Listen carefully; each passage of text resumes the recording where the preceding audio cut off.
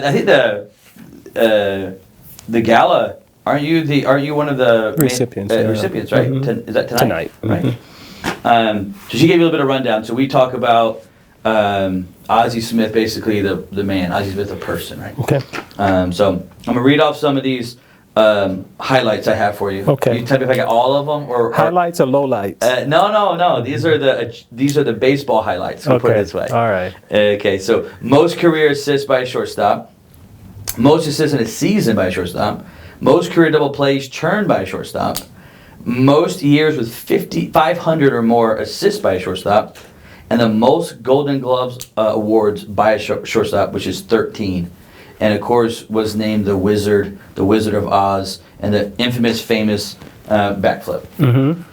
Okay. Any we left out? Let me say this here. You know, I was never a stat rat. So sometimes when people when they say that stuff, I have no idea what the numbers are. Like, really. I didn't know I did because that. when you do what you do, you just do it. Yeah. And all of that other stuff kind of takes care of itself. You know. So for me, I think it's probably for a lot of people that you've talked to, they'll tell you that when you're doing what you love doing, it's not work. You know, you're just being you, and that's all I did for 19 years was be me. And I got traded in the winter of 1981 and was allowed the freedom to play the position the way that I felt. There were no restrictions. I never restricted myself either. You know, people say, well, you threw off the wrong foot. I said, no such thing. You know, there's no such thing as throwing off the wrong foot if the play was completed. Right. And, you know, so that was just me. So those numbers, it's whatever they are, they are. They are? Yeah. Let me ask you a question. I heard it, doing some research, I read something about where you learn how to do the backflip. Yeah. Where you learned that? Can you tell the story? South Central, back in the day, we spent a lot of time outside. Okay. As kids growing up in South Central LA. I lived across the street from where they used to build pallets. Okay. So there was always plenty of sawdust. So as kids, there was always a dare. You know, I dare you. I bet you can't do that. We were stupid. We were stupid, crazy kids. Actually, because I played basketball and baseball. And I got my leaps from learning to jump over those fences about 4 or 5 feet tall that had the spikes on top. If you don't make it, it ain't pretty. It hurts. And you hear it from mom too, you know. So, you know, you learn to do things like that. And we went over into the sawdust and we tumbled. And then on Thursdays we went to Family Fun Center where they had trampolines in the ground. Okay. And so we just over the concrete we flipped from one trampoline to the other. And when I got to the big leagues in 1978, we had to run 2 miles after we finished working out, which I wasn't very fond of, you know, long distances. And so Gene Tennis, Dave Winfield, Raleigh Fingers, Gaylord Perry, they all gave me, the young guy, a hard time about being near the back of the pack. So to show them I wasn't tired, I did my round-off backflip, and I had pretty good leaps at that time. Sure. You know? So anyway, long story short, Gene Tennis had girls that were involved in gymnastics. Okay. And he wanted me to show them at some point in time during the season that I could do that, which we weren't able to do during the season. So the final day of the season, which was Fan Appreciation Day, they thought it would be a good idea for me to do it going out to my position. Now, I was reluctant to do it because back in the day, the entertainment in San Diego was the chicken. Right. And, you know, I didn't want to compete against the chicken, you know. But anyway, I reluctantly did it. People liked it so much, they asked me to do it opening day the following year. And lo and behold, a trademark was born. Yeah. And that was the beginning of it. Some people come up to me every day and they say, well, you did that every day. I didn't do that every day. It was the beginning. It represented the beginning and the end of every season. You did the beginning and first game, last game of the season. First game, last game. You did it. When I was healthy. Let me ask you this. Back up a little bit. What was it like growing up, Ozzie Smith? You grew up poor family, middle class, wealthy. What was it like growing up, Ozzie? Well, you know, I think for a lot of us that grow up in a single parent home, we always talk about, you know, the bad stuff. Sure. You know, and no, sure, yeah, we didn't have everything that everybody else had. We didn't know that. You know, because my mom could stretch a penny. Yeah. we had a roof over our head. We never went hungry. And I think, personally, the most important thing was that you were able to overcome, I was able to overcome that situation, you know, and I don't think that I'm unique in saying that, because for us that grow up with single parents, we know that we may be the only vehicle with which things can change. Mm-hmm. So when you're out in the world and you're battling to make it, it's not just for you. Mm-hmm, mm-hmm. It's for your whole family, because it changes the life of your whole family, you know. So failure was never an option. Yeah. I never got drafted out of high school, which was a little disappointing, you know. But I tell kids this all the time, that my road to the big league was different. You know, I had to take a different route. Mm-hmm. Most guys get drafted right out of high school. I didn't get drafted until I was a junior in college. And I had gone away to play in a little small town called Clarinda, Iowa, where they send you after your season is over to help you continue to develop as a player and hopefully as a person. And so 1976, I get drafted by the Detroit Tigers. Okay. I get drafted the same year that Alan Trammell, Lou Whitaker, and I think Jack Morris. Wow. Detroit, you know, so they offered me at that time $8,500. Okay. And I told my mom that I was going to get my education. So I finished 3 years of my schooling. And so I said, if they don't give me 10 grand, they're not going to take a real good look at me, you know. So I went back and asked them for another $1,500, which they said that they didn't have in the budget. So in my infinite wisdom, I said, well, now that I'm on the board, you know, now people know me. People know me now. They know, I'm going to go back, and not many college seniors get drafted. So I gamble. You know, this was a gamble that, hey, now that I'm on the board. So the following year, I get drafted by the San Diego Padres. Okay. Now, remember, Detroit, I got drafted in the 8th round. With the Padres, I got drafted in the 4th round. So I'm thinking ching ching. Yeah, yeah. So being the good businessman that I am, I signed for $5,000 and a bus ticket to Walla Walla, Washington, where I started my professional career. So an extra year, and you went from 8,500 to 5,000. To 5,000. But you did go up on the draft board. I went up on the board and stuff, but you know, I guess I tell that story to let kids know that we're not all bonus babies. Yeah. And it all boils down to your work ethic, how much you're willing to put forth, and you get out of what you put in. If you don't put anything in, you shouldn't expect anything in return, and that's life. Yeah, yeah. Let me ask you this question. When I talk about Ozzie the person, right? Ozzie the man. When I say the word father, what does that mean to you? What word is that? What word do you think of when I say the word father? You know, and I've said this many times, I wanted to be half as good a father as I was a player, because we're not the ones that raise the kids. Okay. The mom is usually the person that raised the kids and stuff, because we're out doing our thing all the time. Uh-huh. You know, so it was always my goal to be able to, when the off season was there, to be able to be there for the kids. And unfortunately for me and for a lot of professional athletes, you know, you grow apart. Mm.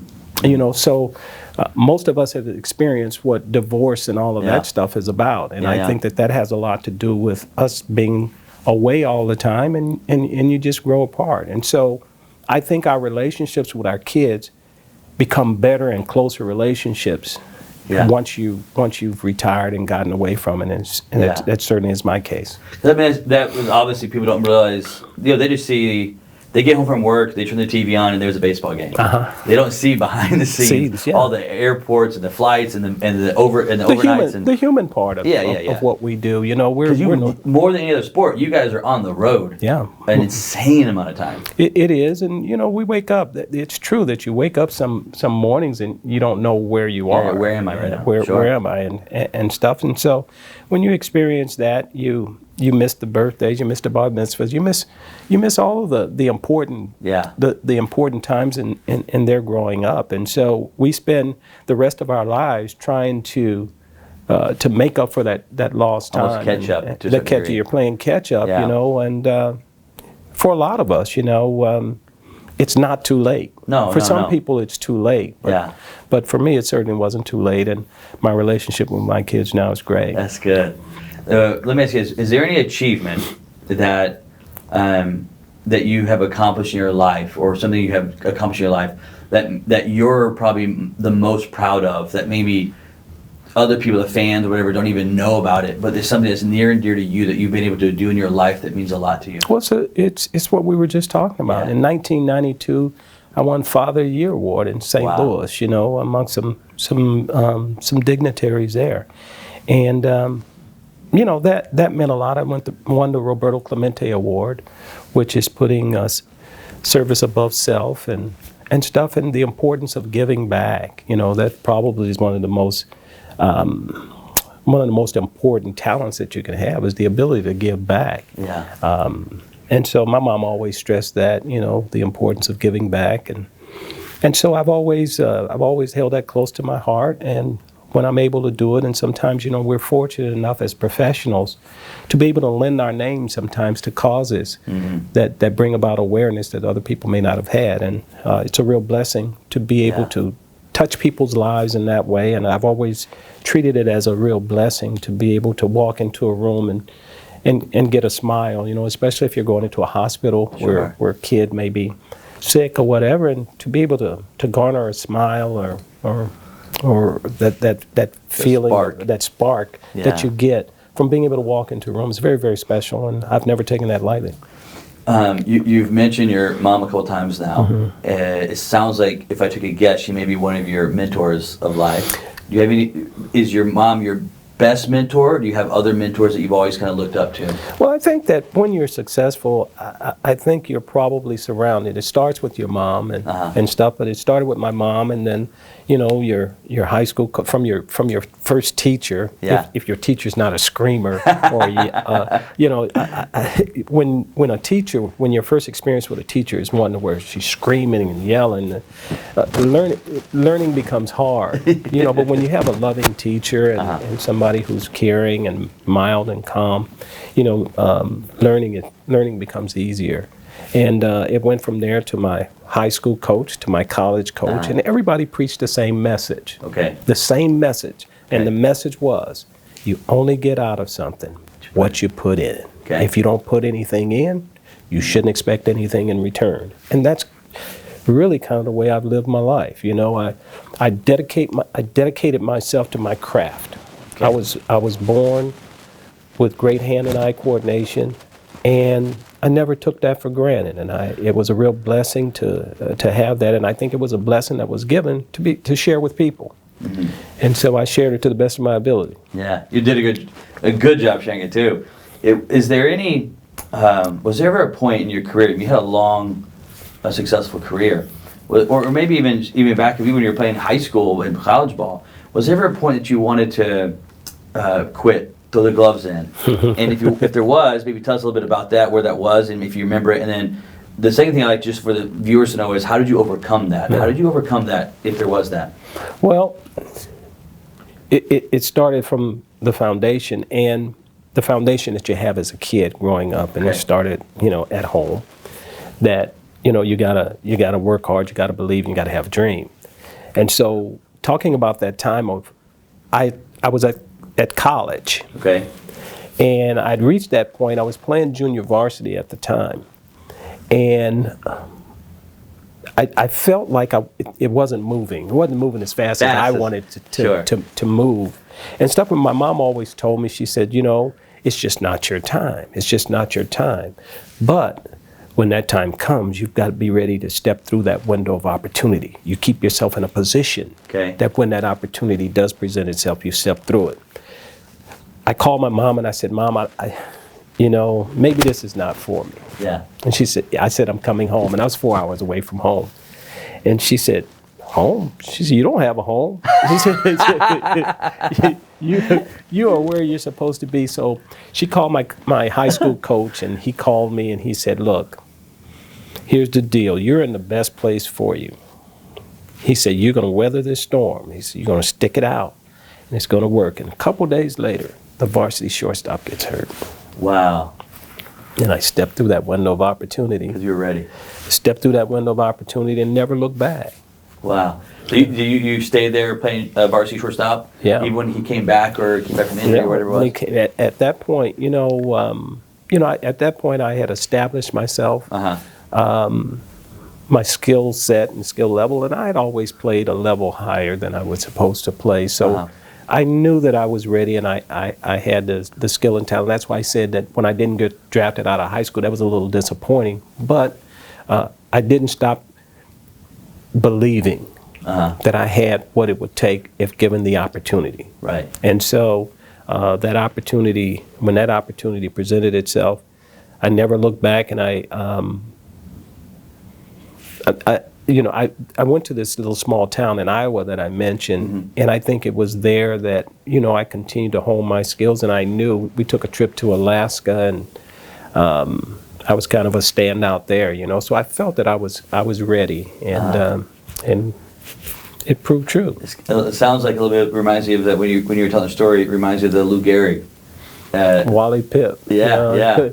Wally Pipp. You never want to be Wally, and I didn't set out to try and make anybody Wally. I just set out to be me and do what I knew that I could do to give myself an opportunity, give my family an opportunity to live a different life. Yeah. Where you're at now with life and looking back with your career and so forth, and even growing up, is there anything about your journey, you talk about your journey, right, that you've been on, is there anything about the journey that you would change right now, or would you keep it right the way it was? No, I believe in manifest destiny. Okay. And, so your journey is your journey. Yeah. You work it and you do it to the best of your ability. I wouldn't change a thing, because I think that that's the way it was supposed to be. And you look back now at some of the contracts that are out now. You say, "Wait, I wish I was younger." Yeah. With the dollars that are being thrown out now. But you could do that in every generation. Sure. Could do that. And I think that for my time, I was one of the highest paid players at my time. And stuff. So no, I wouldn't change a thing. The generation that I played in was very, very special. You look at the players in every sport from our generation, and the majority of them are still in great shape. Right. I think we all took a lot of pride in the way we presented ourselves. We were very professional, and not that guys don't take a lot of pride today, but there were so many guys that I see today that are still in great shape. I saw Byron Scott recently. Yeah. He's still in great shape. Darryl Strawberry, I just saw him. Darryl Strawberry. I was with Eddie George here recently, and you're talking about Bill, and then I see Ray Lewis, and all the guys, and I tell people that those for all of us, that if they said to all of us, you're only going to be able to make $100, Okay. doing what you do. Okay. We're going to be the best $100 players that we could be, because we took pride in The craft. In the craft. Yeah, I like that. And I love the process. I love practice. I do it, and it's the same thing that I do today. I play a lot of golf today, and most of us gravitate to golf because here again we're competing against ourselves, and that probably is the biggest challenge that we have in sport and in life, is challenging yourself to be better. Right, internally, yeah. Internally, and I think that that's what we all possess, that internal drive to be better at whatever it is we choose to do. I got to ask you this: do you golf swing left-handed or right-handed? I swing right-handed. We take a lot of left-handed swings, but it's different. You only swing left-handed when you're trying to get out of trouble. But no, I swing right-handed, and have you done a backflip on the golf course yet? No. Come on. No, man. My last backflip was in 2002, and it wasn't pretty. So I'm 67 years old now, and 67-year-old bones don't heal the same way. Yeah. You look wonderful, man. Thank you. I got to ask you one baseball question, and the last question for IME. Mm-hmm. You know, obviously, you know the shortstop position probably better than any athlete out there. I mean, you were so natural at it and so gifted at that position right there. You probably could have played lots of them, but that one was your jam. Yeah. Is there anybody you look at right now in the pros that you think, man, that guy he stands out as a shortstop, that you see stuff that maybe the average person doesn't see? Is there anybody that stands out in your mind right now? You know, I don't know if there are many prototypical shortstops. You know, when you talk about prototypical shortstop, I'm not sure that guys like myself and Omar Vizquel get drafted today. No, it's so different. You know, because, you know, the guys that play the position today are more the Cal Ripken type. And I think Cal was kind of the impetus for allowing bigger guys to play the position. I think they look for more offense now than they do defense. They forego a little defense for the offense that guys are able to generate today. You know, so from a prototypical standpoint, it's hard to see anybody that's really a prototypical shortstop from a size standpoint. But Lindor plays a great shortstop. Yeah, he would probably be the closest. He and Brendan Crawford in San Francisco. I think Brendan doesn't get as much fanfare as a lot of the other guys, but he's very consistent. Sure. I think he's been part of the reason that San Francisco, you know, got better as a team, because he gave them that stability up the middle that they need. And you always have to have stability there in the middle. Somebody that if you need a ground ball, or if you can get a ground ball, this is the person you want the ball hit to. The hit person it that way. with sure hands and stuff. But you know, the position has changed so much. I'm hoping that eventually they'll come back around to it, because it's a position that you got to have consistency from center field, shortstop, second base, catcher, and pitching. Right in the middle. And right in the middle, and that's what we're talking about when we say the middle of the diamond. And if you're solid there, the other things you can kind of manage around. But that's where you want your most consistency. Yeah. I started thinking, man, what would it have been like to play with you and Omar at shortstop and second base? Well, that would have been a wild run. I tell you, you sit down sometimes and you think and you dream about, you know, somebody. I would have loved to have played with Robbie Alomar. Yeah, Robbie, Frank White. You know, there were a lot of great second basemen and middle infielders that you know, would have been a dream thing. You know, Lou and Alan got to play. Lou Whitaker and Alan Trammell got to play together for a long time. Davey Lopes and Bill Russell.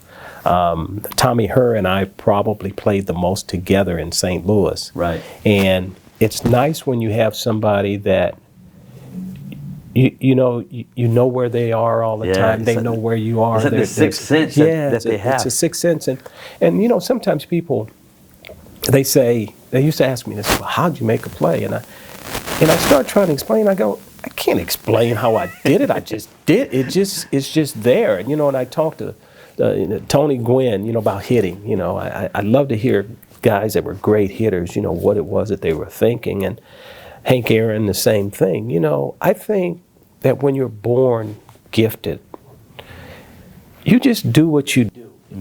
You just be you. You just be you. You don't know exactly what you did. I mean, we try and explain what it was we did, but you don't really know. You just you know, the ball was headed that direction, and you got there. And I got there, and then it was done. Boom! Right? They saw the ball and they hit ball. Yeah, you know? I saw it and I hit it. So, just do that, and you'll be fine. You'll be all right. You know, so it's hard, and I get a kick out of listening to people trying to explain sometimes how it is and how they did it and stuff, and I go, well, you know, that's better than me. I don't know how I did it. I love that, man. I love the honesty there. Yeah. Last question. On the IME show, we talk about one word here. We talk about when it's all said and done, Ozzie, and life is over on this earth that we have here.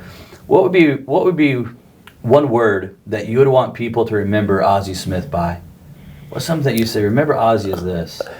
As a kind. giving person. I think that I'm approachable because if this is going to be the only chance that we have to meet, I want that to be a pleasant experience. Yeah. I don't want you walking away from this experience saying, that wasn't good. Right. And you see so much of that. And, I just want people to see me as a human being who was sensitive, someone who was caring, and someone who would give you the time of day. Yeah.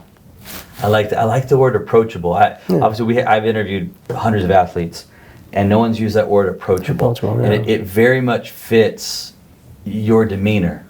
Obviously, literally, one of the greatest shortstops ever play the game. But just when we met here for the interview, you just have this demeanor where you kind of set that to the side, and you're just here. I'm here. You're just a person. That's it. And you're approachable while you're here, and you're all in. Well, I just happened to do something that was in the spotlight. Yeah. I just, I performed. We performed in front of a lot of people. Sure. But that doesn't mean that I don't have the same problems that society has. I mean, we're all human beings when it's all said and done, and you take all that stuff away, and here I am. I love it, man. I'm gonna write this word down, but just to make sure I spell this word right. Okay. Because sometimes on camera, Okay. you forget to spell Spell words. words, yeah. So I'm gonna use the word approachable. John, you have to help me out here. APP. APP. I think I got it. ROCHABLE. ROACHABLE. ABLE. Approachable. Your teacher would be proud.